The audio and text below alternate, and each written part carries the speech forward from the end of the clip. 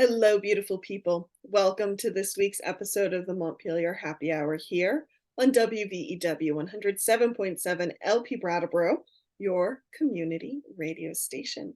I'm your host, Olga Peters, and this is the show where we talk about how everything in Montpelier shakes out for the rest of us.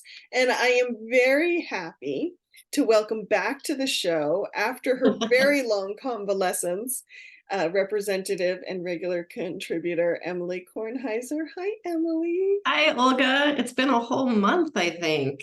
I think just about. Yeah. Yep. And I think because you put it out on your out of office reply, it's okay to say, folks, that you had COVID. Did. I know that like everyone gets it eventually. It was my first time. I actually got it while I was masked and testing, which is sort of bizarre because no one's even masking and testing anymore. But yeah, lots of people are getting COVID. I've heard that people who are getting it for the first time right now are getting hit really hard. Yeah, and I also know it's really, really hard to find the boosters. Oh, okay. Interesting. So I'm not, yeah. So anyway, I got hit really hard. I'm still slow and not entirely crisp and clear or able to work my usual 18-hour days. I'm sure there's something valuable to be learned in all of this, but I haven't found it yet. Anyway, glad to be back, attempting to talk about interesting things with you. Well, I'm glad you're back too. And I'm we'll just say this about COVID and then we can move on because it's so not a fun topic. Yeah, it does seem everyone in my life who has gotten it for the first time just nailed really, really hard.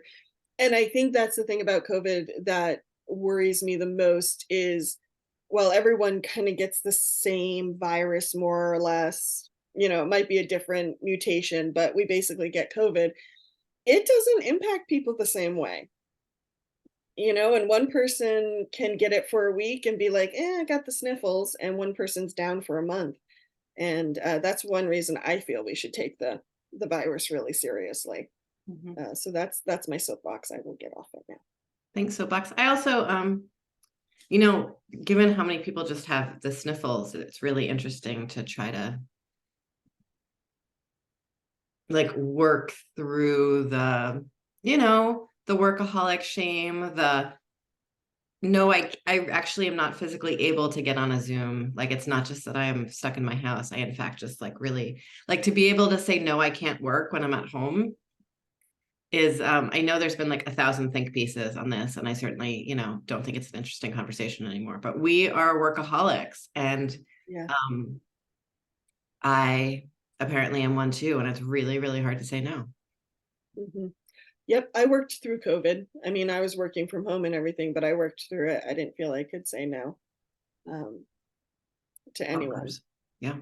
Yeah, it's bizarre. So, but shall we move on to our bizarre topic of the day? Yeah, the other big seasonal thing, right? We have like our seasonal COVID wave. We also have our seasonal tourist crush, right? It is foliage here in Vermont. And even though the leaves are not so good this year, the people are still streaming in. Yes, and so we're talking today more about tourism, which, if you'll remember, I think it was last year we had the conversation with Anne Allen Wallace Allen. Thank you. See, you say you can't remember names. From 7 Days, and I called it Welcome to Theme Park Vermont was the name of the episode. And so I am calling this one Theme Park Vermont Take 2. For folks who may not know this, the town of Pomfret and I believe the town of Reading as well have recently closed down some roads to private properties that were just one was Sleepy Hollow Farm and the other one, I don't remember the other name of it, but they're just major photograph spots and major tourist stop, take picture spots.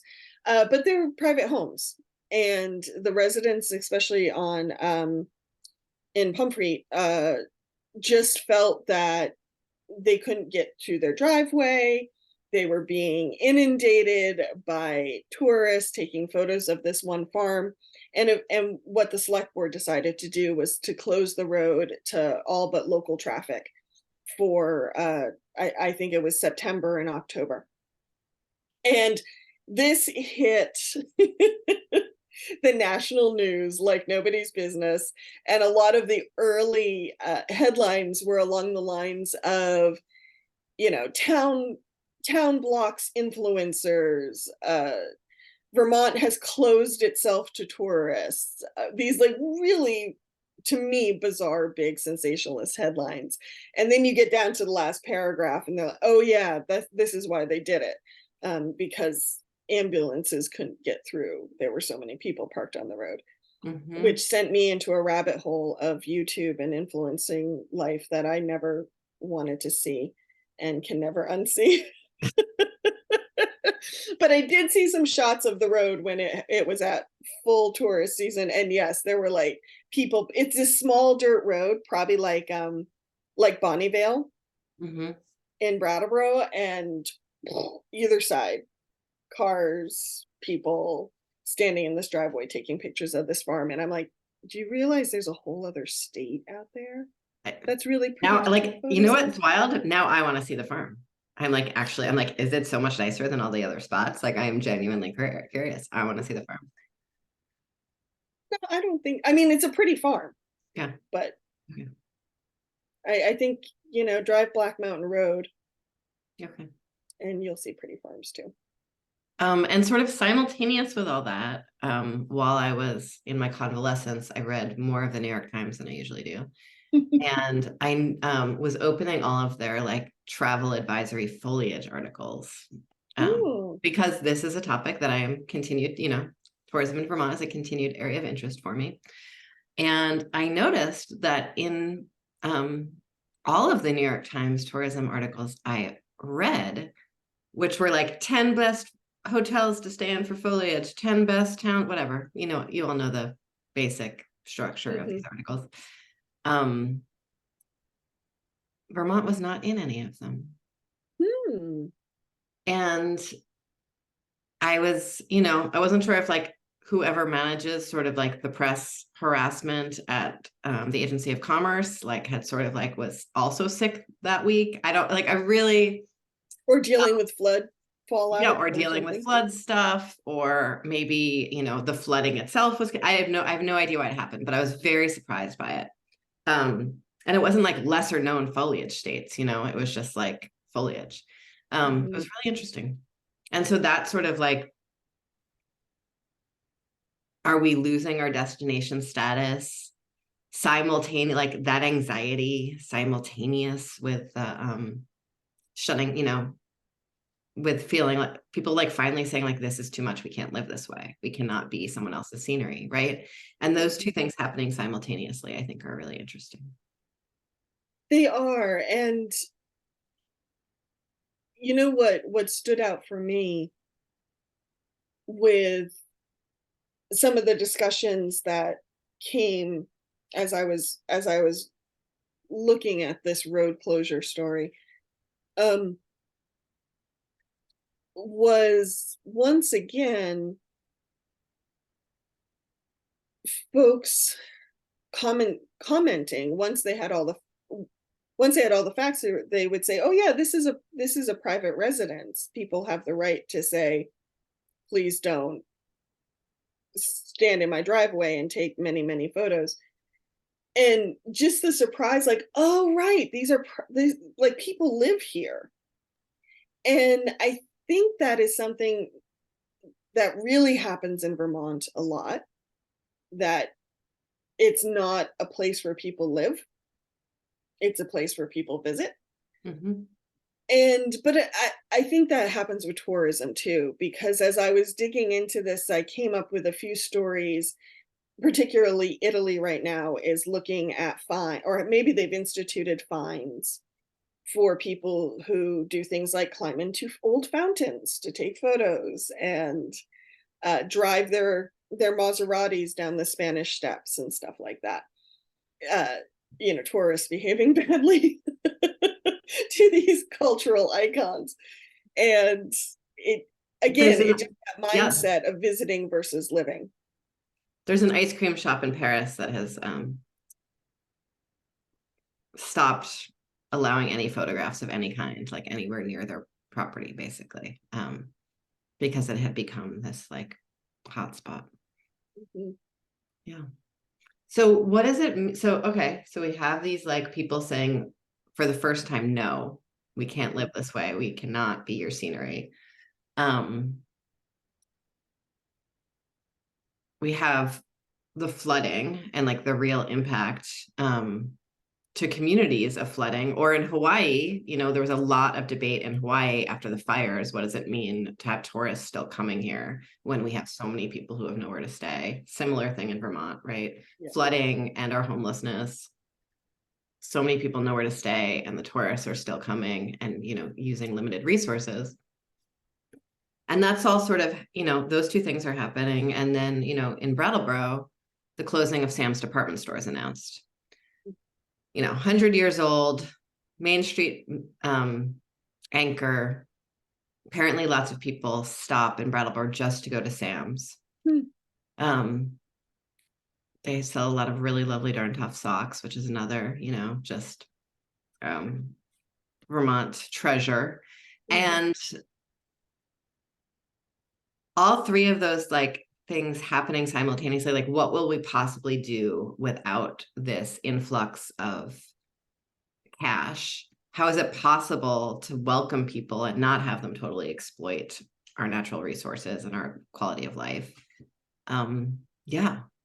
And then like, maybe we're just like not the hot spot anymore, according to the New York Times. I don't know. I don't know how to like weave through those three very different things. Yeah. Well, not being the hot spot anymore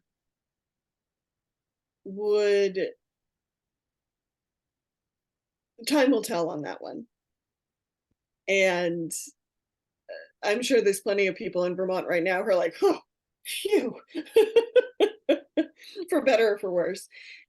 And tourism is such an interesting piece of the economy because, as you said, it does bring in an influx of cash, but it can also bring in amenities that the local economy can't, like extra restaurants or extra recreation facilities that are just a little bit spiffier than a trail through the woods.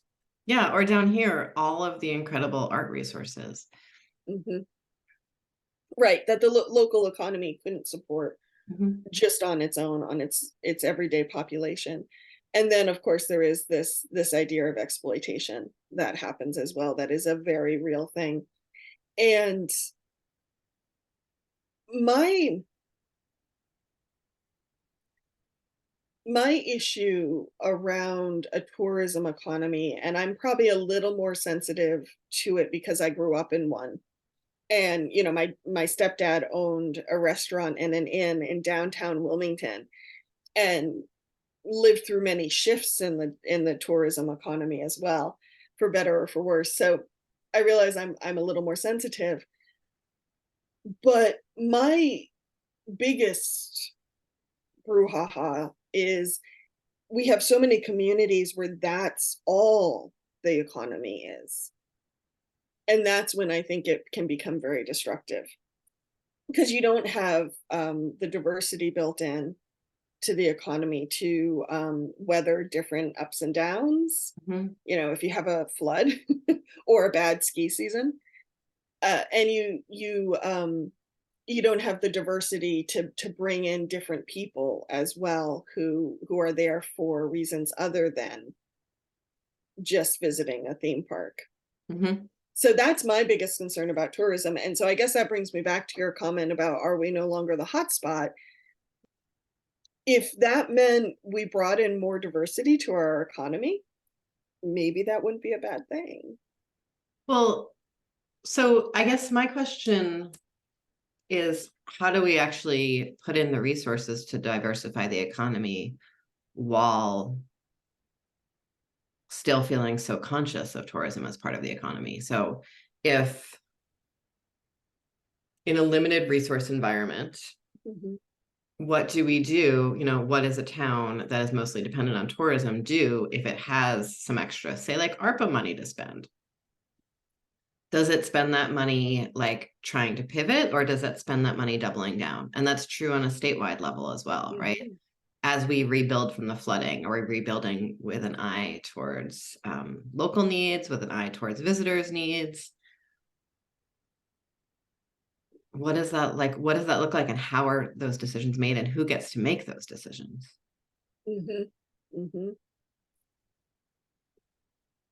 Yeah. Well, my hope would be, in an ideal world, it would come from the local communities up. Yeah. You know, grassroots up. But when that's so hard to do when you're in the middle of a crisis, which some of these communities have had a slow economic recession for many, many years. And then, of course, the communities that were most recently hit by the flooding, I mean, they're in crisis.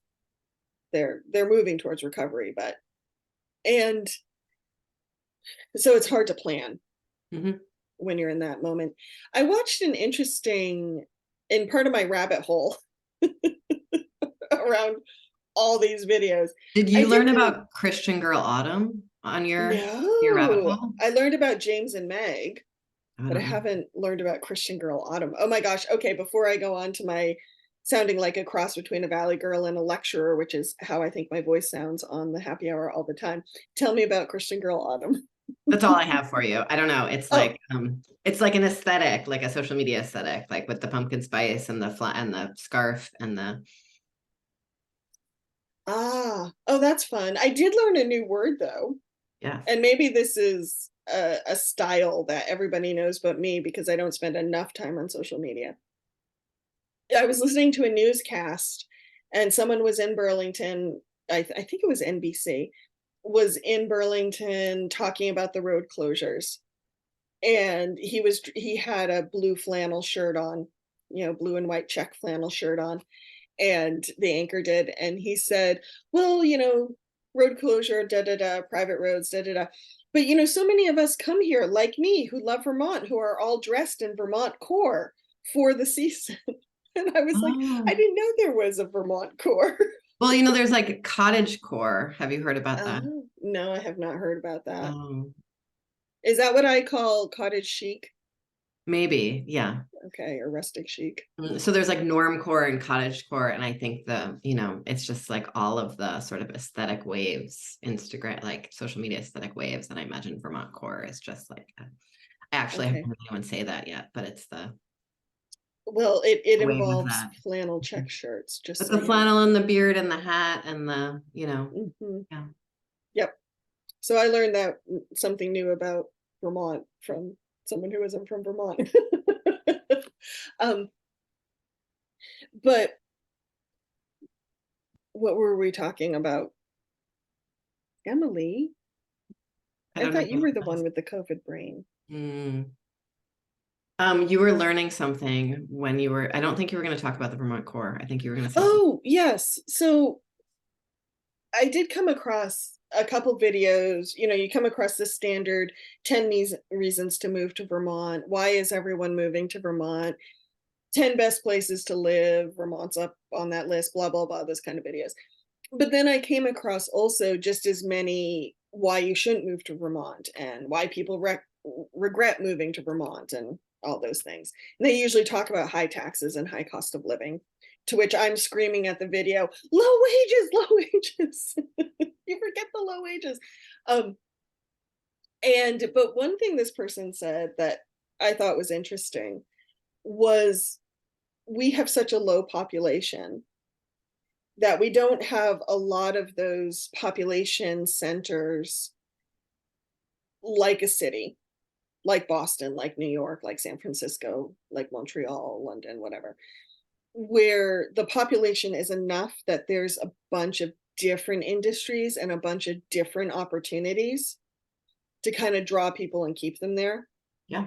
And so as a result, it's sort of why we've defaulted to tourism and outdoor recreation, because we don't necessarily have the industry jobs that might pull people in. I mean, That sure. that And was interesting. we do. We just tend to not, we have like the optical industry Hmm. is a huge thing down here. And Burlington is like developed, has like a pretty significant IT sector. And, Springfield keeps on trying on the manufacture, the contemporary modern manufacturing. Hmm. Um, and the kingdom actually has a lot of furniture manufacturing. It's true. But it's often like one company. And so if you work there and then what comes next, and a lot of that, there's policy reasons that keep sort of those monopolies, like non-compete clauses, for instance, really keeps people Hmm. from sort of branching out with the skills they have. What if they're going to stay in Vermont? Um, in thinking about those sort of resource investments we make, even farming and agritourism, if you're making decisions about your farm and you know that some of your revenue comes from people visiting the farm rather than people buying products from the farm, or in order for people to buy products from the farm, they need to think the farm is pretty, you're going to make very different choices about how you're investing in your farm. And it might not Hmm. be about sort of soil quality or animal health. It might be about like, using prettier fencing, right? Right. And that Or impacts all of us when those decisions are made. yes. Yeah. Um, I often find it interesting. I went into some of the comments on these videos, and at least in this world of that one video, a number of people were talking about having grown up in Vermont and how much they love it, or how they've retired to Vermont and they love it. And I sometimes wonder, I have no data on this, but I wonder if economically we're also diverse enough to make different decisions. Because if you are retired and therefore your money is not coming, like your income isn't coming from the local economy, Mm-hmm.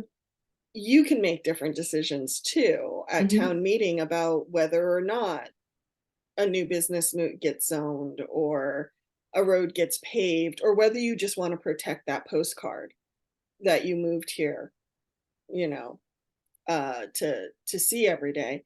And if you're down far enough in the on the income ladder, then you don't necessarily have the resources to impact the local economy either, Mm-hmm. um in the same way. And so it feels to me sometimes there's some stagnation there.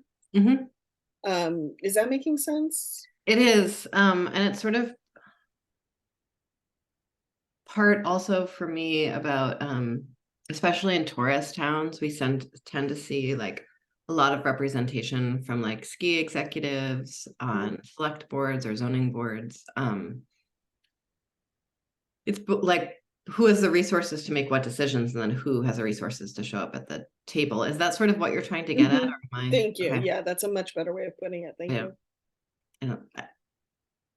I wasn't trying to rephrase what you said, Olga. I don't know if it was a better way of saying it. I think the way you said it was great. Um, I was just trying to show you that I heard you. So I guess I really want to hear from like other Vermont, like I feel like I've talked about this forever Mhm. to the point of torturing some people I've been around, right? And you and I have talked about this so much. It's something that I brought up really regularly when I was on the Commerce Committee. And I still don't know what the path forward is. And I still don't know if like we're the only two people in the world that care, right? That like think that this is something that deserves attention. And so I Mhm. want to like, I'm curious to hear from people if people like want to Yeah. write into the happy hour or write to me directly, but just like, what would a Vermont Mhm. look like that maybe did invest in something else? Or what would it mean to have an economy and a tourism sector that was more respectful of the needs of the folks who lived here? Yeah. Yep. And maybe that's And like your service jobs pay a living wage and have benefits, or mhm. traffic laws are more enforced. Mhm. Mhm. And I will just add to this, yes, I would love to hear from people too. I know where I grew up, because so much of the economy relied on tourism, that saying I used to get hushed all the time, like, "Oh, no, no, we love our tourists. We don't want them to feel unwelcome. Don't you Hmm. say anything negative. Nope, nope, Yeah. nope, nope, we can't." And to me, that also speaks of a mono economy when you're afraid to say anything negative, because you're just so reliant on this one employer or this one person or this one sector, or whatever it is. And to me, that's not healthy when you have to be afraid, because I don't want people to feel unwelcome, but I also think it's important that farms aren't having people traipse through their field to take a picture with their cows when you're like, big animal, Electric big fence. animal, electric fence. Yeah, uneven ground. Um, that's a whole other level Hmm. of concern for some people, I think. Hmm. We are just out of time for this first half.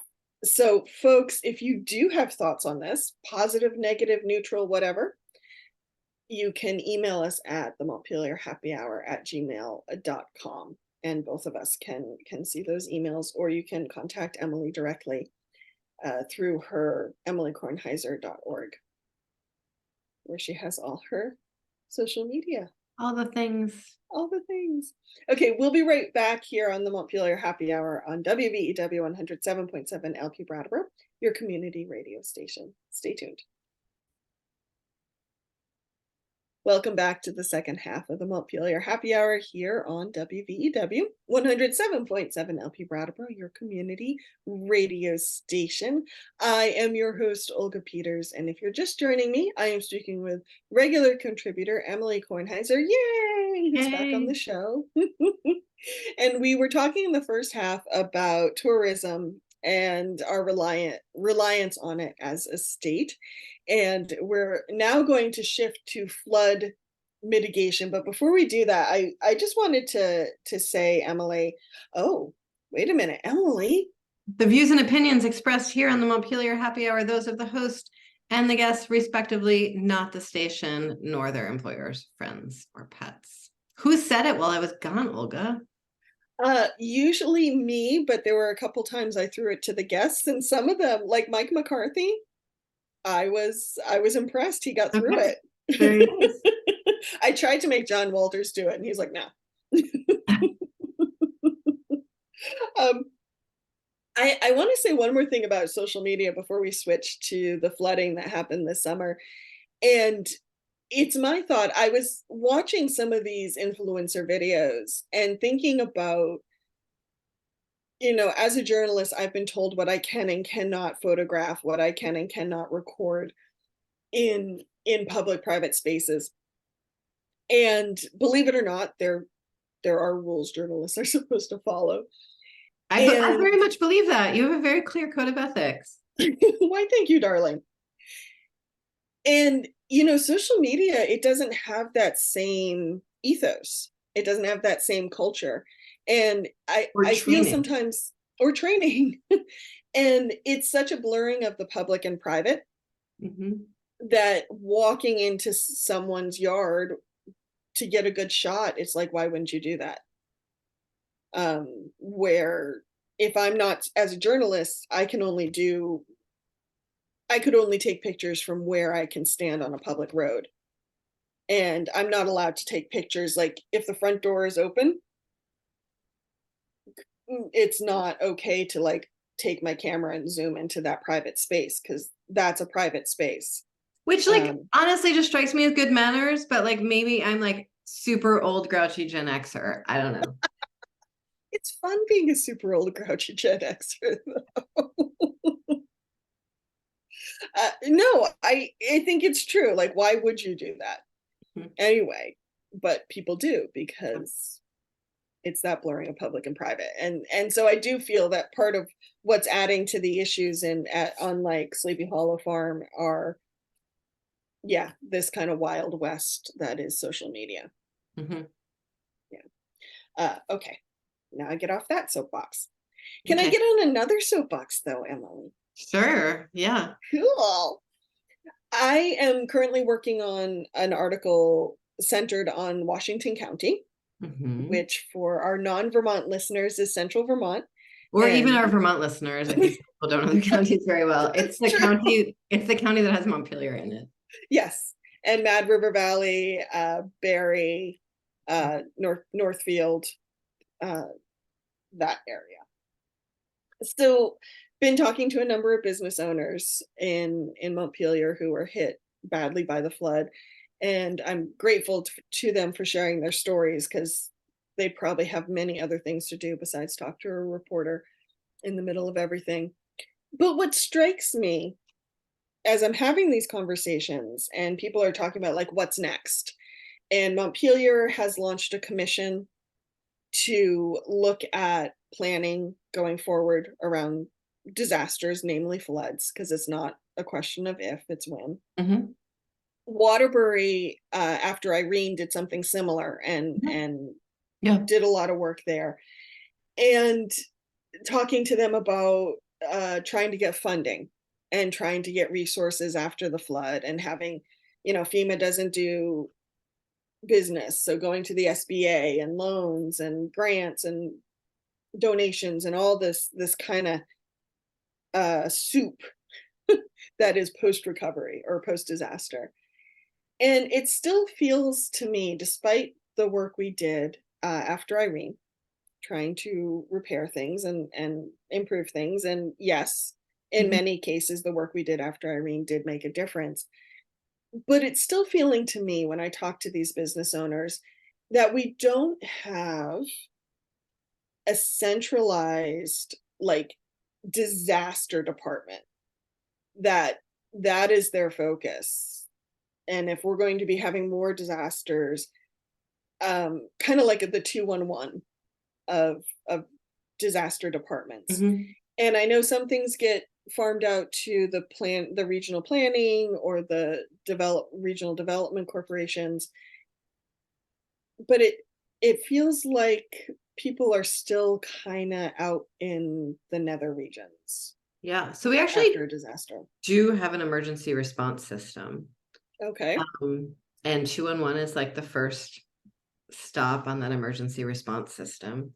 And Mhm. the planning commissions are actually part of that emergency response system, in terms of having like on the ground knowledge. Mhm. Um, and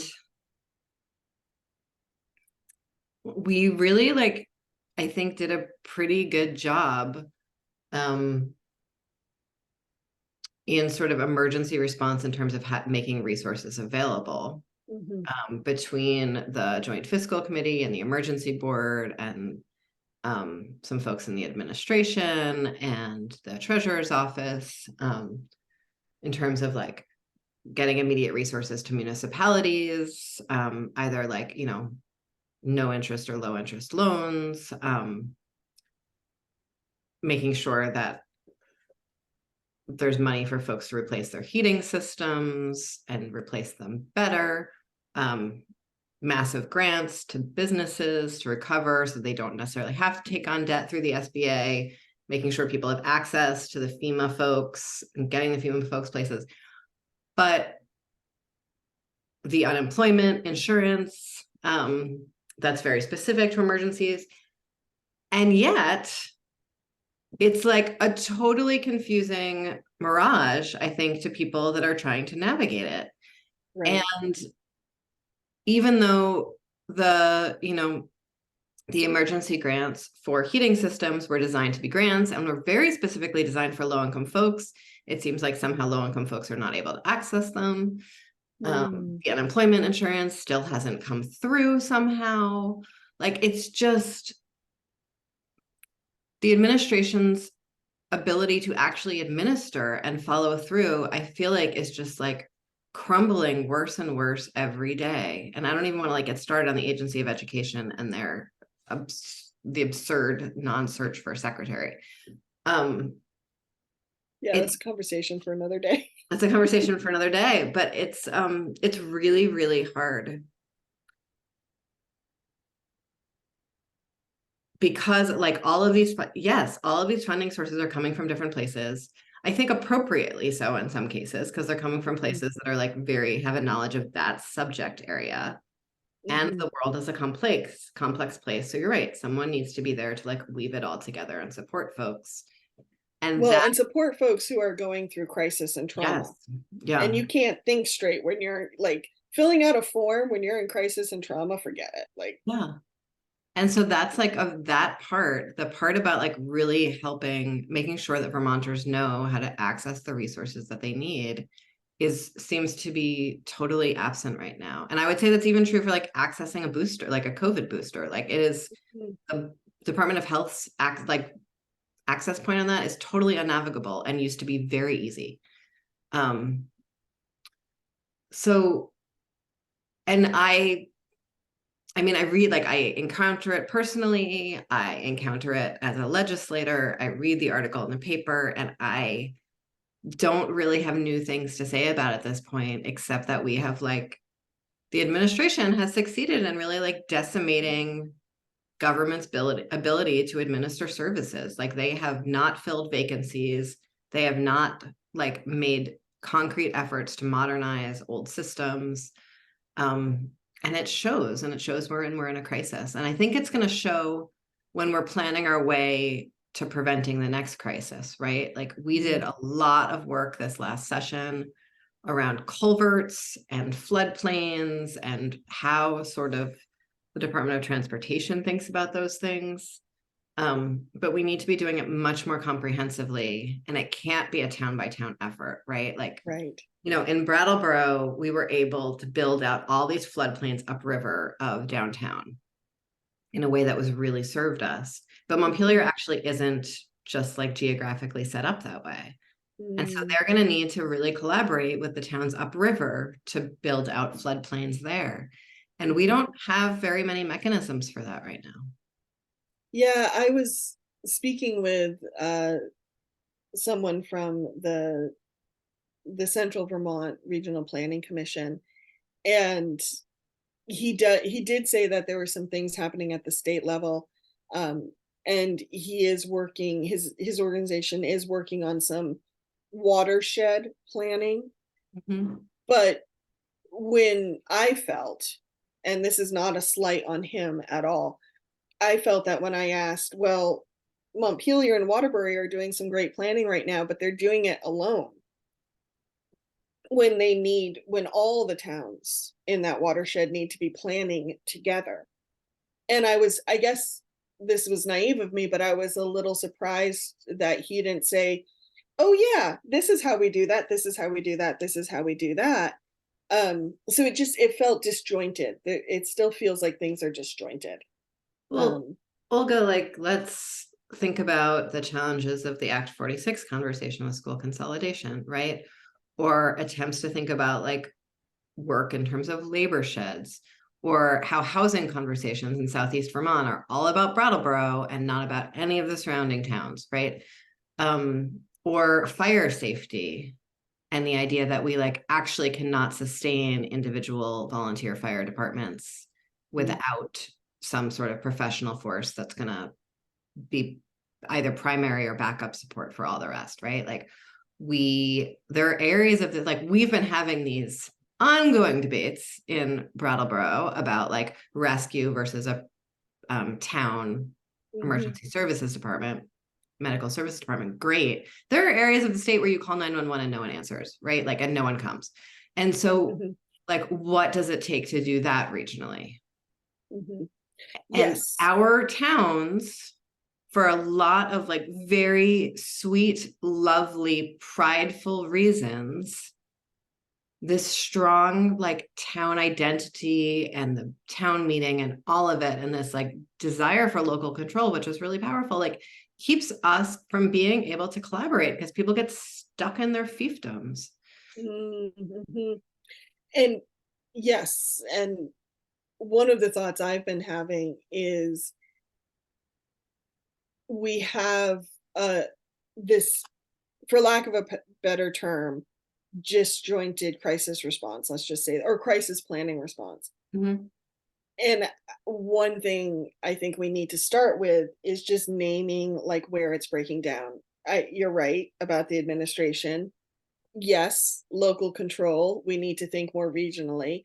Uh, One person talked about business morale and how frustrating it is. There was a FEMA grant that businesses could, I think it was a FEMA grant, could apply for. Mm-hmm. But when you fill out this multi-page form and then you get rejected 5 times, Yeah. like, that's something at that level that's not working. It shouldn't be that onerous. Yeah. So it feels like there's a number of places the dike is leaking. And I don't want it to be the responsibility, like, I don't want to say it's the responsibility of towns with limited resources to be the ones to like be figuring out how to have the time and resources to collaborate, because collaboration takes time and it takes money and it takes human resources and it takes trust, right? But what happens when the state tries to jumpstart that collaboration? We saw the controversy with Act 46. I tried to just jumpstart some modernization of how we do like property appraisals and listing, to try to have that be more regionalized or centralized, and support that collaboration amongst towns. Definitely got my ass handed to me a few times on that one. And that's like, that's like some serious like governance minutia right there. So not like, our schools, our children, right? But still, so it's really like, maybe we'd finally need county government. I don't know. But the efforts to sort of support that regional collaboration seem to also, when they're coming from the top, seem to not be taken well. So I don't know what the solution is. Mm-hmm. Yeah. Meanwhile, we have individuals who have either been unhoused or are trying to rebuild their business, who are who need help now. Yeah. Yeah. So you have worked internationally Truth. and sometimes working on collaborations between very different groups, like a government and a corporation per se. What is there anything from that that you can draw on to either learn from or share that might be useful in this conversation? I think about that a lot, Olga, because what I did when I worked internationally was support and broker relationships between the public and private sector overseas. But it was usually like multinational corporations and national governments, or occasionally a city government, but it would be like a city like Kabul in Afghanistan. It wouldn't be like some podunk city. So the difference, and I really like when I first stopped working in international development, I was working more locally. I like was hunting so hard through those lessons learned for things to apply. And the big thing that kept on striking me over and over again is a multinational corporation is able to look out like 50 years in their business planning. They need to have immediate returns for their shareholders. Absolutely. I don't want to pretend they don't, but there's usually a certain amount of resources that are allocated towards this really long-term market trends and long-term business thinking. Because they're like, they're like legacies in their own right. For better or for worse. And federal governments also national governments are able to look out across multiple years in their planning. They have to, partly because like to get something done at the national level is like the most molassesy thing. Our current lack of a government notwithstanding, even with a functional Congress, it's still just like it takes a long time to turn things through federal rule. Yeah. And that ability to like really be planning out and visioning out 5 years, 20 years, and putting resources from today towards something that's not going to see returns for 5 years, is what we don't have in Vermont right now. Mm. Our state government is on usually a 1-year cycle, sometimes a 2-year cycle. The idea of discussing politically issues that will save us money in 20 years is not something anyone's willing or interested in discussing, calculating. Sure, it's like a nice political selling point, but really people don't take it seriously in terms of budget calculations. And I don't know if there are any businesses in Vermont that are thinking on time horizons that far. Or even 5 years, and certainly don't have the capital to be looking at things out over 5 years. And so, and that's where and that longer time horizon, I think, is what makes collaboration across difference often more possible. Okay. Interesting. Thank you, Emilie. What you're saying is making me think of a few things. It brings to mind, I don't know if you remember when Peter Elwell took over as town manager in Brattleboro, and probably about he did a lot of learning the ground before he started making recommendations. But one of the recommendations he made, probably it was 2 or 3 years into him being in that position, he put forward a long-term budgeting plan and talked about, okay, we're going to put some money. Yes. Remember this? And yes. We're going to take some money from this year and we're going to put it towards here. And here's the long-term capital plan. And a number of people freaked. They freaked out. They were like, but if we're spending tax money now, but it's not actually going to anything, it's going to the future. And he really had to do a lot of education around why this long-term planning would actually make the budget more even and make taxes more even over the long haul. And to me, that just symbolizes, one, how long we've been living in probably survival mode in Vermont. And when you're in survival mode, you don't think 5 years ahead. Yeah, maybe you think about tomorrow, but more than likely you're just thinking a few hours ahead. So what a deep cultural shift that would have to be, perhaps for many communities, to think 5, 10, 15 years out. Yeah. And I would like to say that that is my role as a legislator, or the governor's role. But our structures aren't set up for it. Well, can I ask, before you go on, can I ask a little devil's advocate question? Given that there's a lot of folks in the legislature, Senate, and House who tend to be reelected over and over again for many, many terms in a row, wouldn't that help with some long-term planning? Because you really have that institutional memory. Yeah, so in some ways it does, in that, recently I was thinking about how the Senate, because it has even more sort of folks who have been there for a very long time in positions of power, they have sort of more patience in a certain way, or less urgency. Like, I think there's sort of a trust, like, it didn't pass this year, that's okay, it'll pass eventually, or like, I have the patience to slowly kill it,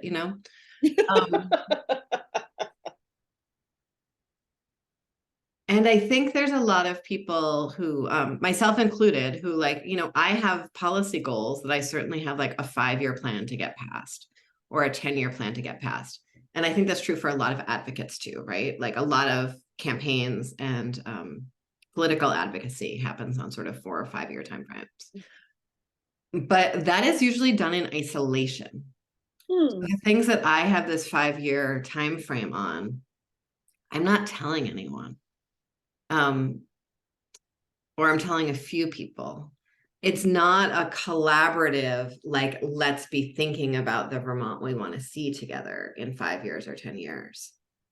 It's more like, this is my plan, and if I do this little thing, today, then I'll set up a butterfly effect that allows me to do something else next year, which creates opportunity to do this other thing next year.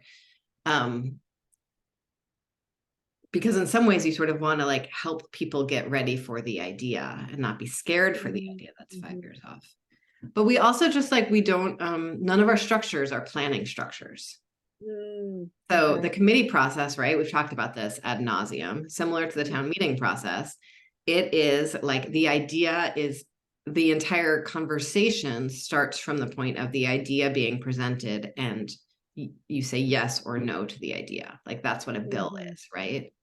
It's not a process of collaborative development or problem solving. It's certainly not out that many years. And because of the committee structure, you know, complex planning ideas generally cross jurisdictions.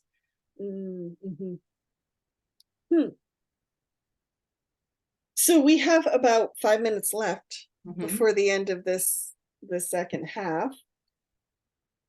What do we leave people with? I mean, I wish we had a clearer way to go forward. It doesn't feel clear. It doesn't feel clear to me. I think the clear way to go forward is to like ask people, like, what do you actually want from this? Like, what do you want your town to look like? And not like, what is this one, you know, I was talking to someone who like wanted more support for buskers on Main Street in Brattleboro. And I was like, oh my God, I love that. Like, I love that. I love the idea that there's music on every street corner, right? Like that makes my heart, my Brattleboro heart glow. And like, that's not what I'm talking about.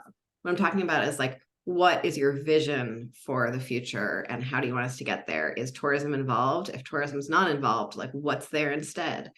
And for like everyone needs to be thinking about this, not just policy geeks, right? Because I think if there's a call for more of it, then more of it will happen. Right. But right now, what politics is a real ask for immediate returns. Yeah, which planning is not that. No. And even like, you know, I raised taxes today for a policy that doesn't change people's direct lives for like 3 years. Like that is hard. I know that's hard. Yes. Yeah. Well, as I've always said, economic development doesn't mean anything to anyone until they see their paycheck go up. Yeah. And that's, I don't say that to be nasty. It's just, you don't see the effects of something until it is directly on your doorstep. Yeah, of course. And we don't think that far ahead. Well, Emilie, Olga, thank you for a good conversation. You too. And like the conversation around tourism, folks, please, you can email the Montpelier Happy Hour at gmail.com or contact Emilie directly. And we would love to hear your thoughts or your concerns or your fears or whatever they are. We are open to hearing them. But so please Emilie, be kind, because we're real people.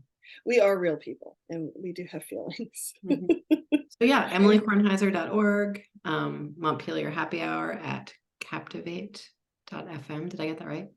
Yes, you did. Yeah, love to hear from you all and have a blessed foliage season.